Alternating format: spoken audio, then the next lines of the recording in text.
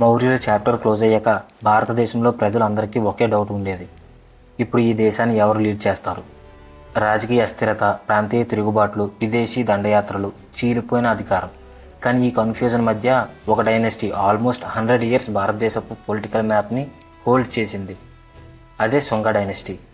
కానీ ఈ డైనెస్టీ కేవలం థ్రోన్ క్యాప్చర్ చేసి సర్వైవ్ అయ్యిందా, లేదా భారతదేశాన్ని మళ్ళీ రీబిల్డ్ చేసిందా? అగ్నిమిత్ర నుండి బాగభద్ర వరకు, గ్రీక్ అంబాసిడర్స్ నుండి పొలిటికల్ అసాసినేషన్స్ వరకు ఈ డైనెస్టీ గురించి ఉన్న స్టోరీస్లో పవర్ ఉంది, డిప్లొమసీ ఉంది, బెట్రైల్ ఉంది అండ్ షాకింగ్ ఎండింగ్ కూడా ఉంది. ఈ వీడియో కంప్లీట్గా చూడండి అండ్ ఎండ్లో ఉన్న ఫ్యాక్ట్ ఆల్మోస్ట్ ఎవ్వరికీ తెలియదు. మీరు ఇలాంటి రియల్ భారత హిస్టరీ మరియు forgotten dynasties, untold empire stories miss అవ్వకూడదు అనుకుంటే ఇప్పుడే మన ఛానల్ని సబ్స్క్రైబ్ చేసుకోండి. మన ప్రీవియస్ ఎపిసోడ్లో ఫౌండర్ పుష్యమిత్ర శుంగ థ్రోన్ని ఎలా క్యాప్చర్ చేశాడో చూసాం. కానీ థ్రోన్ క్యాప్చర్ చేయడం ఒక పార్ట్ మాత్రమే. ఆ తర్వాత ఎంపైర్ని ఎలా సస్టైన్ చేశాడు అనేదే real challenge. Pushyamitra capital Pataliputra నుండి కంట్రోల్ చేస్తూ మగధాని, సెంట్రల్ ఇండియా అండ్ గ్యాంగటిక్ ప్లెయిన్స్లో అథారిటీని బిల్డ్ చేశాడు. పురాణిక్ రికార్డ్స్ ప్రకారం Shunga rulers nearly 100 years rule చేశారు. కానీ పుష్యమిత్రకి ఒక విషయం బాగా తెలుసు, ఒక డైనెస్టీ సర్వైవ్ అవ్వాలంటే నెక్స్ట్ జనరేషన్ స్ట్రాంగ్గా ఉండాలని. అందుకే తన కొడుకు అగ్నిమిత్రాన్ని చిన్నప్పటి నుండి బ్యాటిల్ ఫీల్డ్ కన్నా పాలిటిక్స్లో ఎక్కువగా ఇన్వాల్వ్ చేశాడు. అగ్నిమిత్రాన్ని డైరెక్ట్గా సింహాసనం మీద కూర్చోబెట్టలేదు, దానికి బదులుగా విదిశాకి పంపించాడు. అసలు విదిశాకి ఎందుకు పంపించాడంటే ఇది ఆ టైంలో సెంట్రల్ ఇండియాకి హార్ట్ బీట్లా ఉండేది. నార్త్ నుండి సౌత్కి వెళ్ళే ట్రేడ్ రూట్స్ అండ్ వెస్ట్ నుండి ఈస్ట్కి వెళ్ళే మిలిటరీ రూట్స్ అన్నీ ఇక్కడే కలిసేవి. ఎవరైనా విదిశాని కంట్రోల్ చేస్తున్నారంటే సెంట్రల్ భారత్ పాలసీని కంట్రోల్ చేస్తున్నట్టే. అగ్నిమిత్ర రూలింగ్లో బెస్ట్ పొలిటికల్ టెస్ట్ ఏంటంటే విదర్భ. ఇది ఇప్పటి మహారాష్ట్ర రీజియన్లో ఉంది. అక్కడ రాయల్ ఫ్యామిలీలో సక్సెషన్ కాన్ఫ్లిక్ట్ స్టార్ట్ అయ్యింది. నార్మల్గా అలాంటి సిచ్యువేషన్స్లో ఒక కింగ్ ఏం చేస్తాడు, ఆ రాజ్యాన్ని ఆక్రమించుకోవాలని ఆర్మీని పంపిస్తాడు. కానీ అగ్నిమిత్ర అలా చేయలేదు. టెక్స్చువల్ సోర్స్ మాళవిక అగ్నిమిత్రం ప్రకారం అతను సిచ్యువేషన్ అబ్జర్వ్ చేశాడు అండ్ రైవల్ క్లైమెంట్స్ని స్టడీ చేశాడు. దెన్ మాధవసేన అనే క్లైమెంట్ని సపోర్ట్ చేశాడు.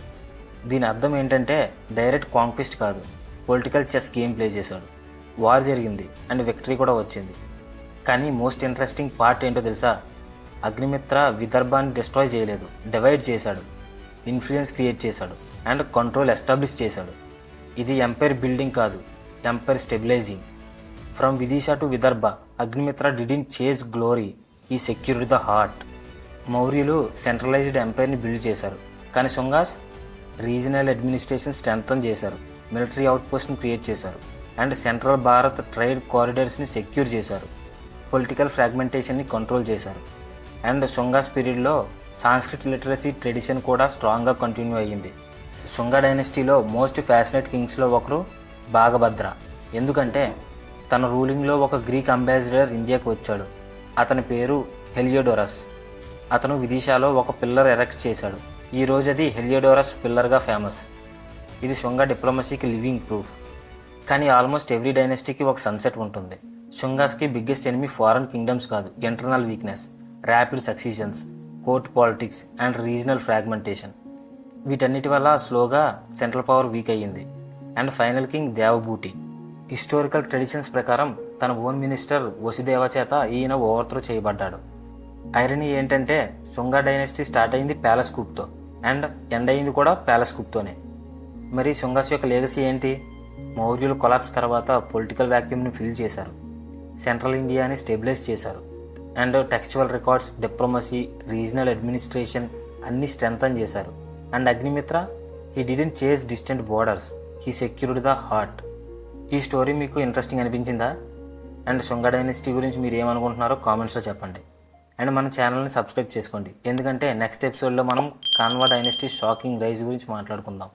This is fact and front page, where history doesn't sleep.